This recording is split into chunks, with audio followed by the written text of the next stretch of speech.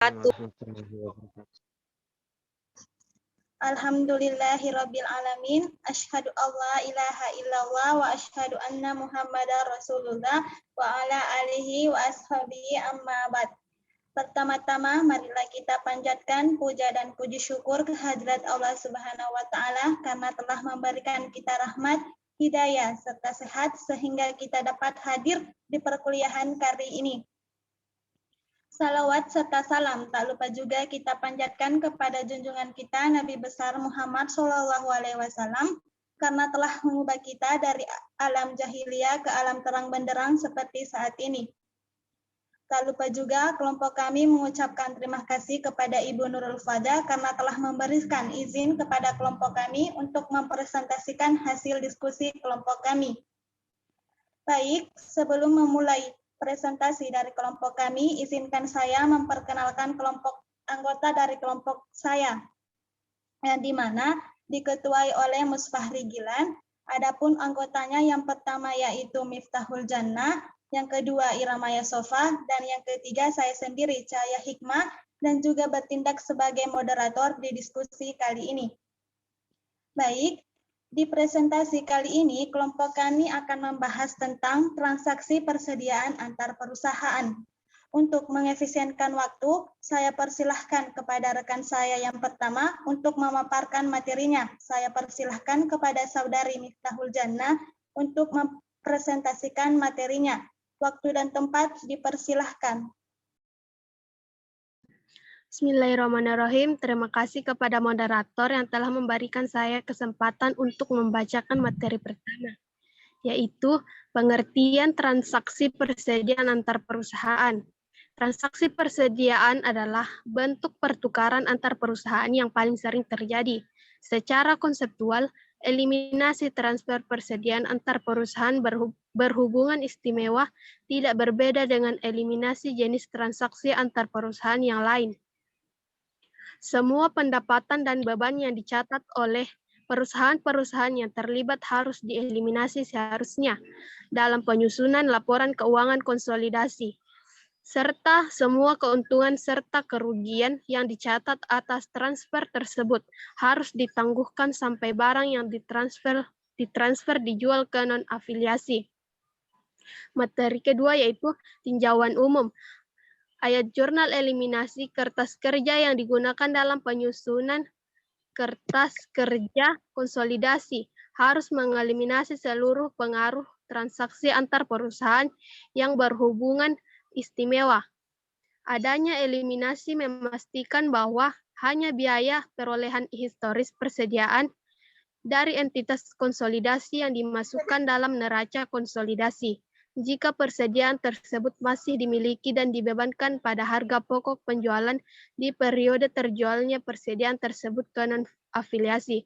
Adapun tinjauan umum terbagi menjadi 3, yaitu transfer pada biaya perolehan, kedua transfer dengan keuntungan atau kerugian, ketiga pengaruh jenis sistem persediaan. Selanjutnya,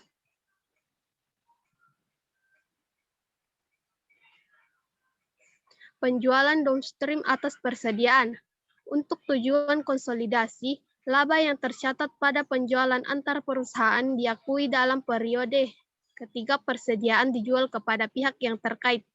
Pendapatan bersih konsolidasi harus didasarkan pada pendapatan yang direalisasikan dari afiliasi transfer. Karena laba antar perusahaan dari penjualan antar perusahaan berada di pembukuan induk. Laba bersih konsolidasi dan keseluruhan klaim pemegang saham perusahaan induk harus dikurangi dengan jumlah penuh dari keuntungan yang belum direalisasi. Ketika sebuah perusahaan menjual barang persediaan ke afiliasi, salah satu dari 3 hasil situasi yaitu: pertama, persediaan tersebut dijual ke non-afiliasi pada periode yang sama. Kedua, persediaan tersebut dijual ke non-afiliasi pada periode berikutnya. Ketiga, persediaan tersebut dimiliki selama 2 periode atau lebih oleh afiliasi pembeli atau penjualan. Selanjutnya,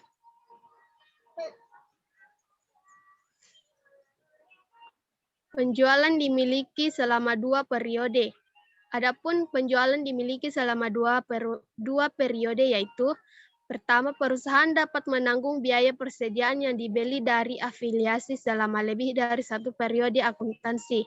Sebagai contoh, biaya suatu barang mungkin berada dalam lapisan persediaan LIFO dan akan dimasukkan sebagai bagian dari saldo persediaan sampai lapisan tersebut diakuidasi. Kedua, sebelum likuidasi, jurnal eliminasi diperlukan dalam kertas kerja konsolidasi. Setiap kali laporan konsolidasian disiapkan untuk menyajikan kembali persediaannya kepada biayanya kepada entitas yang dikonsolidasikan. Baik, itu saja mungkin yang sempat saya sampaikan. Saya kembalikan ke moderator. Baik, terima kasih. Pemateri selanjutnya akan dibawakan oleh rekan saya, Saudara Musfahri Gilan. Waktu dan tempat saya persilahkan. Baik, terima kasih atas moderator. Saya akan melanjutkan materi kelompok saya, yaitu penjualan upstream atas persediaan. Pada saat terjadi penjualan, persediaan upstream dan persediaan dijual kembali oleh induk perusahaan kepada non-afiliasi selama periode yang sama. Semua ayat jurnal eliminasi dalam kertas kerja konsolidasi identik dengan yang ada dalam kasus penjualan downstream. Jika persediaan tidak dijual kembali ke non-afiliasi sebelum akhir periode, ayat jurnal eliminasi kertas kerja berbeda dengan kasus downstream. Hanya pada pembagian keuntungan antar perusahaan belum direalisasi untuk kepemilikan mayoritas dan minoritas.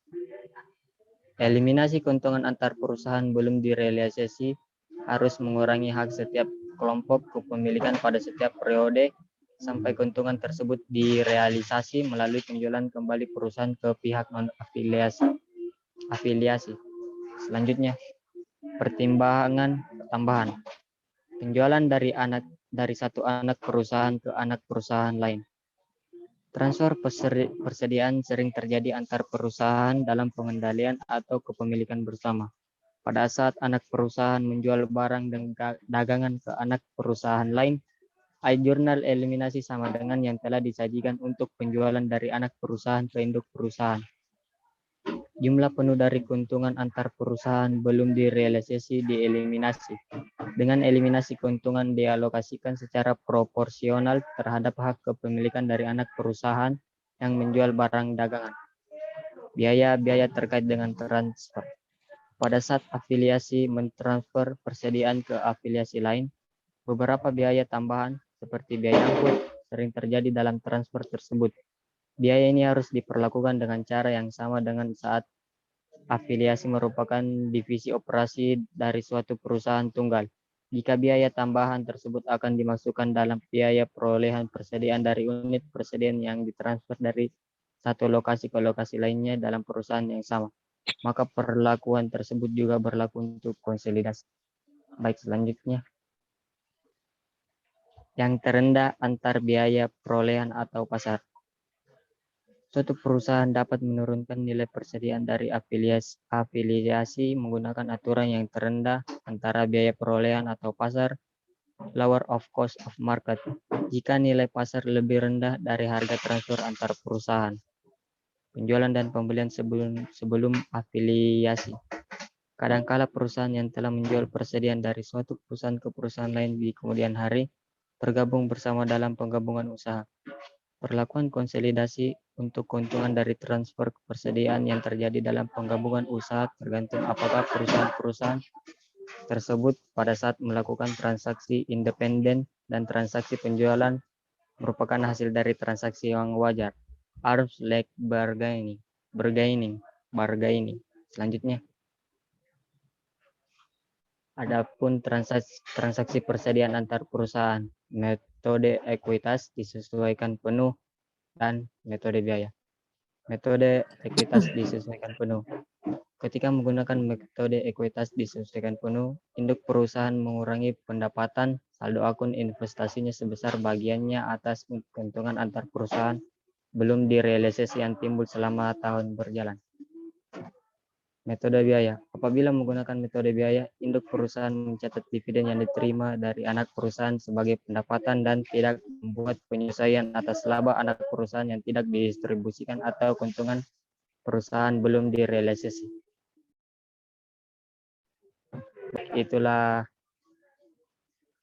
yang saya dapat paparkan. Saya kembalikan ke moderator.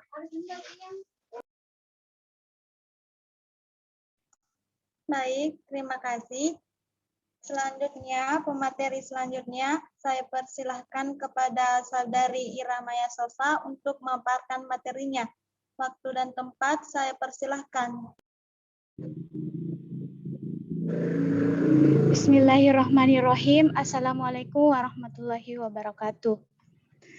Terima kasih kepada moderator yang telah mempersilahkan saya. Baik, saya akan melanjutkan materi dari kelompok kami, yaitu contoh soal.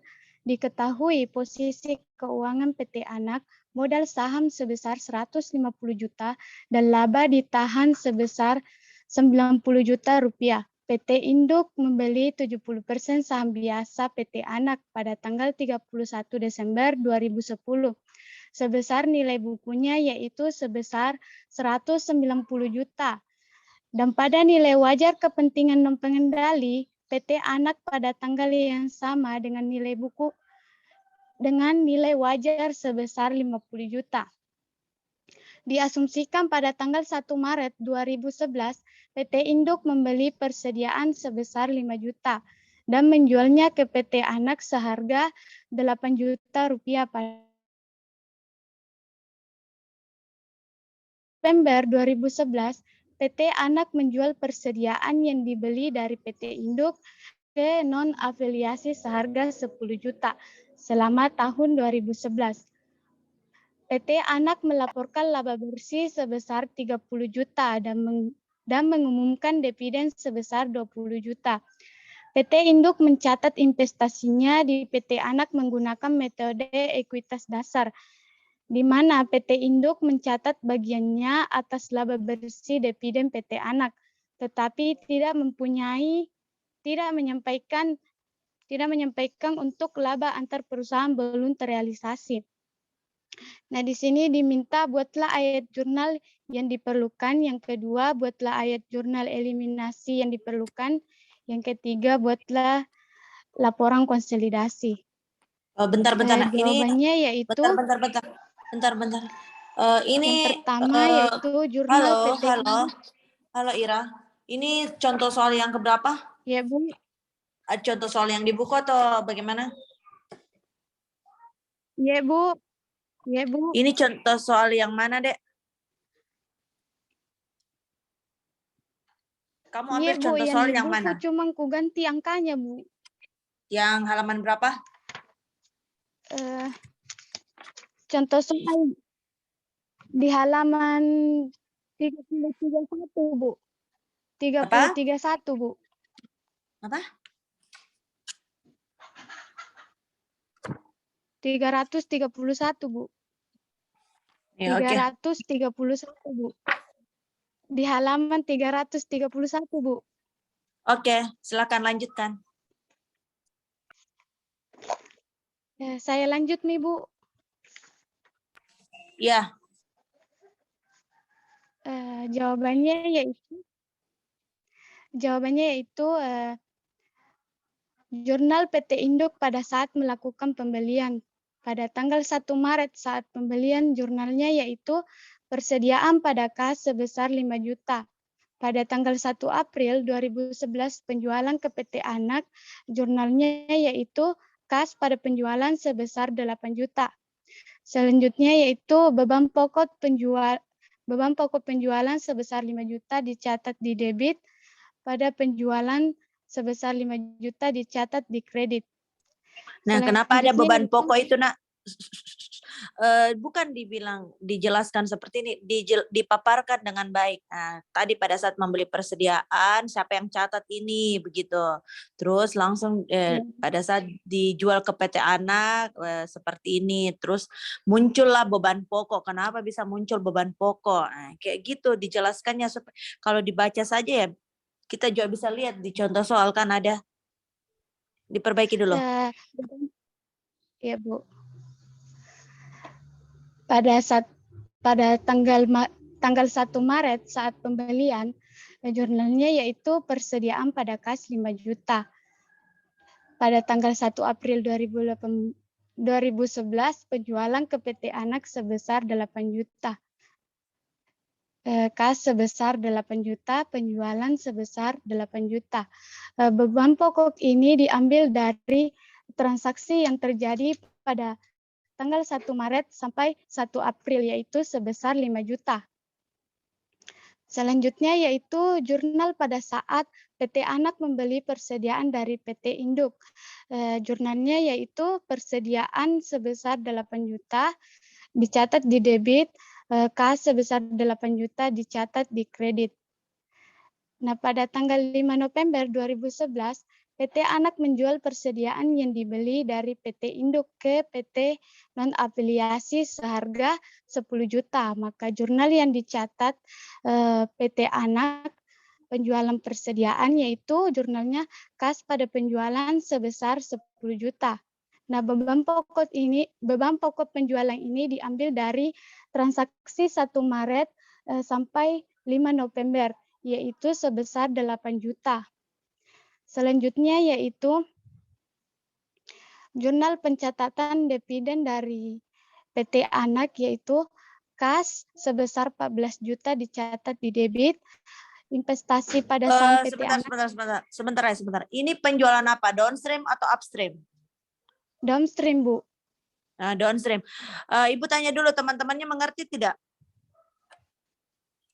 Yang dijelaskan tadi.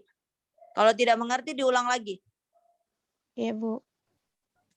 Bagaimana teman-teman yang lain mengerti atau belum? Belum, Bu. Belum katanya Ira. Karena saya juga dengannya kamu membaca. Jadi kayak gini pelan-pelan aja nak. Kita penjualan downstream, dibaca dulu penjualan downstream itu seperti apa. Terus transaksi yang terjadi kita catat ini induk dan anak perusahaan. Yang dicatat induk seperti ini, yang dicatat anak seperti ini. Jangan dibaca berurutan. Bisa enggak apa-apa. Kamu improve saja kamu punya pengetahuan terkait penjualan downstream.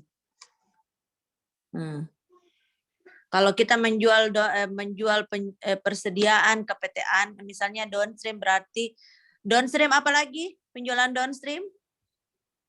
Yang lain juga Ibu tanya penjualan downstream berarti penjualan apa? Penjualan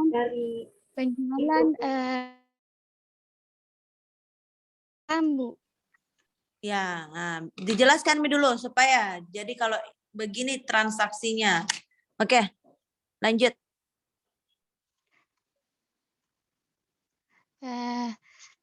Lanjut nih yang tadi, Bu.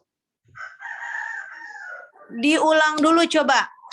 Diulang lagi sekali. Dibaca soalnya, Bu. Kayak gini kan, seperti ini misalnya nak. Kan penjualan downstream ini. Terus pada saat tanggal 1 Maret kan terjadi transaksi pembelian persediaan. Nah, pembelian persediaan dapat kita lihat berapa pembelian persediaannya di situ kamu? Mana? Pada tanggal 1 Maret 2011, PT Induk membeli persediaan seharga 5 juta. Berarti kasnya keluar sebesar 5 juta. Nah, dia belinya bukan dia PT Induk membeli ke perusahaan yang lain ya, ke tempat yang lain, dia beli persediaan. Nah, terus dia pergi jual lagi. Ya, dan yang pada tanggal 1 April PT Induk menjual persediaan ke PT Anak sebesar 8 juta. Maka jurnalnya pada saat penjualan adalah maka jurnalnya pada saat penjualan yaitu kas pada penjualan sebesar 8 juta. Nah, berarti dia pergi jual ke, ingat ya, dia jual ke PT Anak. Nah, berarti kalau dia jual ke PT Anak berarti ada dicatat juga apa? Beban pokok penjualan, Bu. Ya, betul. Harus diperlihatkan, oh, ada beban pokok penjualan yang dijual. Ada jurnal lagi yang harus dicatat, yaitu beban pokok penjualan pada penjualan. Karena itu yang akan kelihatan, oh, ada selisihnya. Selisihnya kan seharusnya menjadi laba, tapi ini antar perusahaan.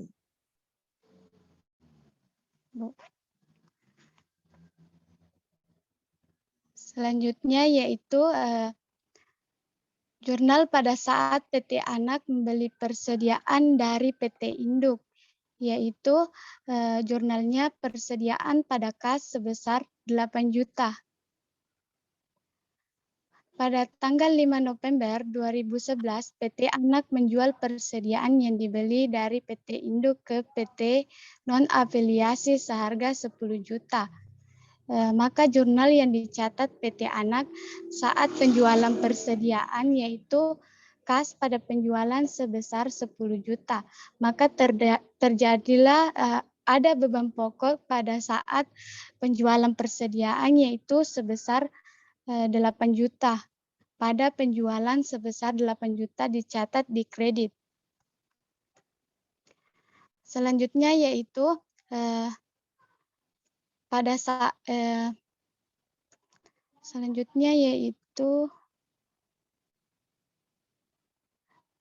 PT Anak melaporkan laba bersih sebesar 30 juta dan mengumumkan dividen sebesar 20 juta.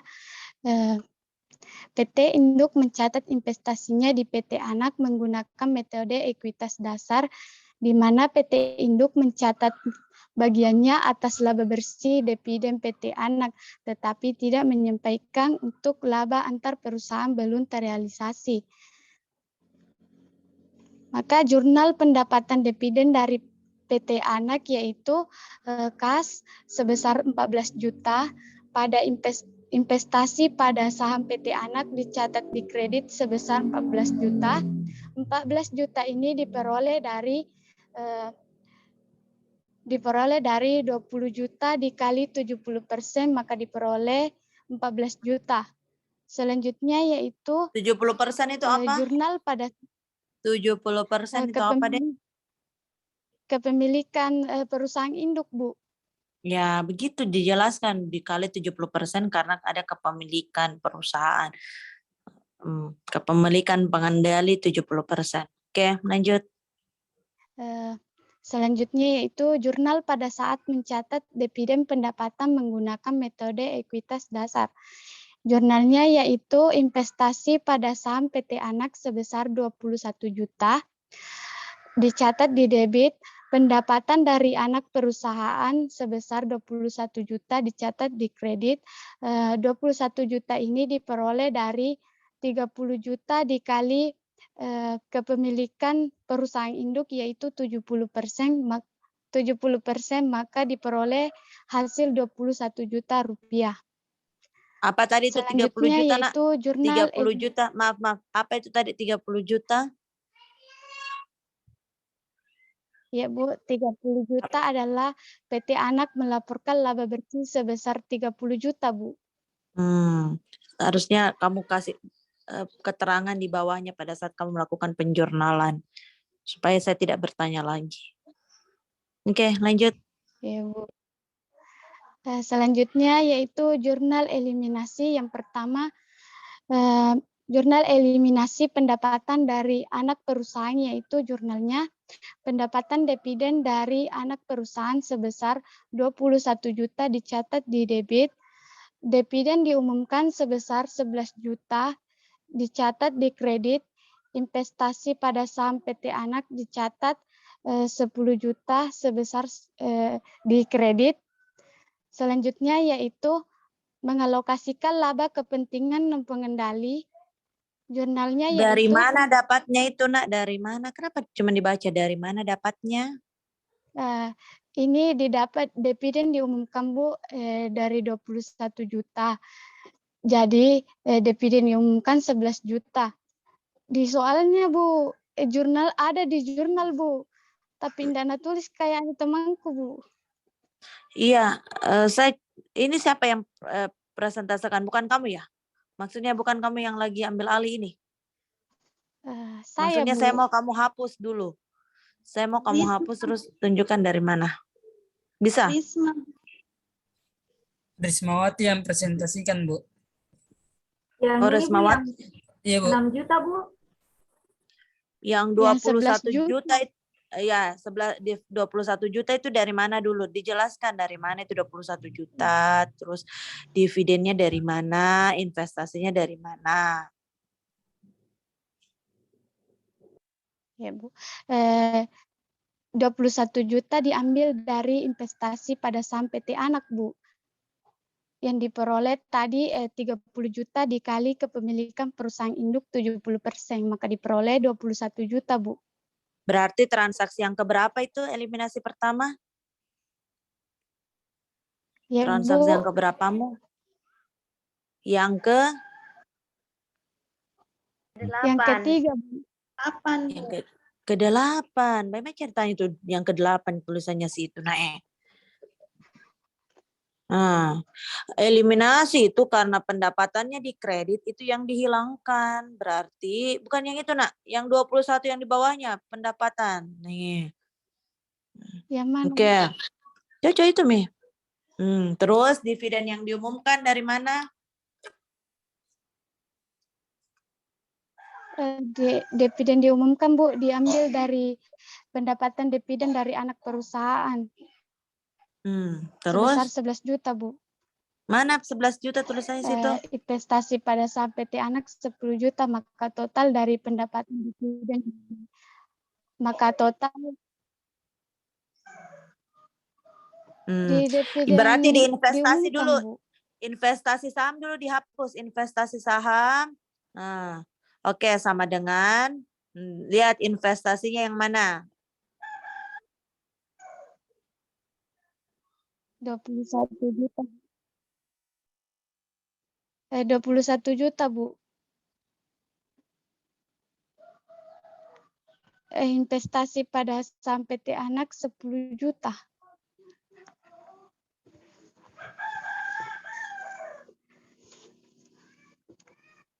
Ya, terus lanjut, Mi. Di mana?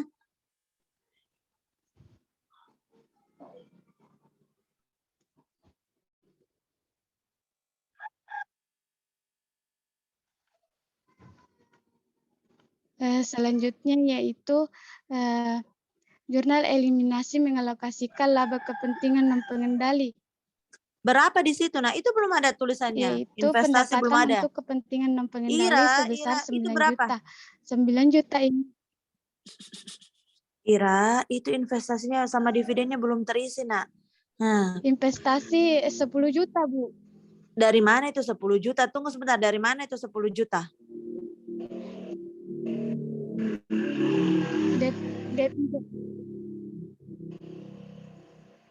Diambil dari 21 juta, Bu. Kalau diambil dari 21 juta, berarti 21 juta ditulis di situ. Terus dividennya berapa? 21 juta, Bu, dikurangi 11 juta, Bu. Iya, berarti kasih arahkan temanmu, berarti yang mana dulu diisi, dividen atau investasi, Nak? Dividen diumumkan, Bu. Iya, tulis dulu dividen diumumkan dari mana? Kasih hapus dulu itu yang D3, Nak. Kasih hapus. Dividen diumumkan dulu dia mau tulis. Nah, dividen berapa? 11 juta, Bu. 11 juta dari mana? Diambil dari pendapatan dividen dari anak perusahaan dikurangkan 11 juta. Bagaimana ceritanya nih anakku? Nggak paham, Kak, masuknya. Coba perhatikan dulu. Dividen mana nilainya di situ? Dia, Bu, di investasi pada saham PT Anak, Bu. Iya, berapa jumlahnya di situ dividen? Berapa dividen di situ? Coba lihat dividennya. Yang kamu keluarkan dividen yang jurnal biasa. Berapa? Yang jurnal biasa aja, Nak. Yang jurnal yang kamu sudah tadi buat jurnal mana? Berapa?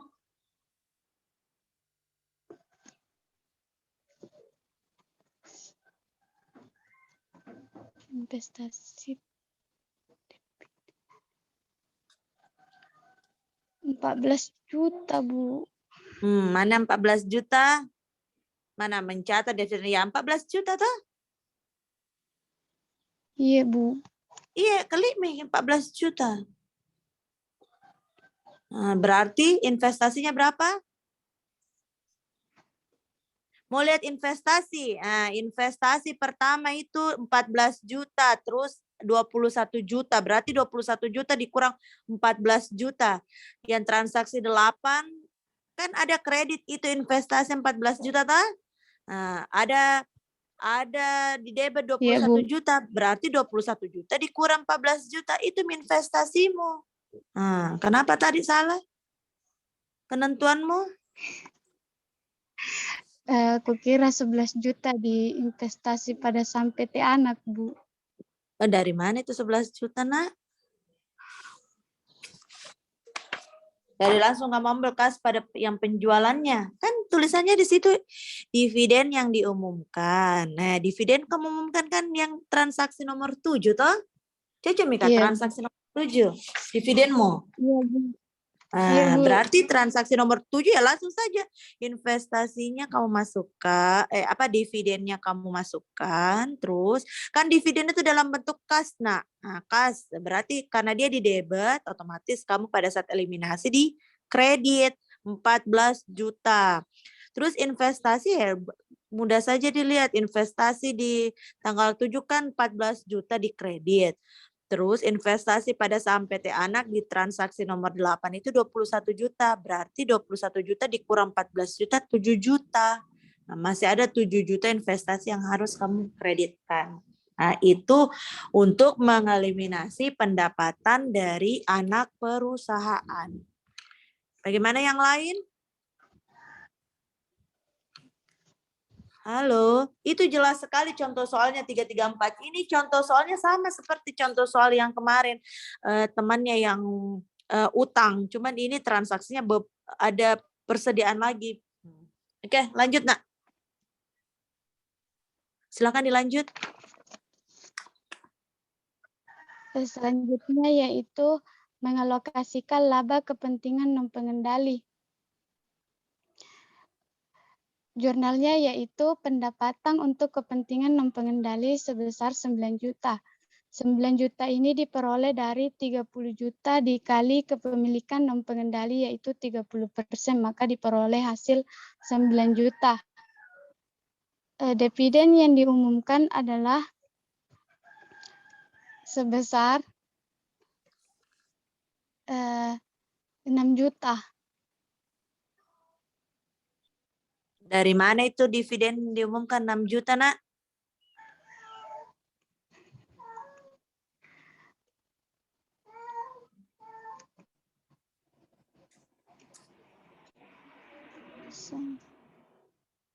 Dividen yang diumumkan sebesar.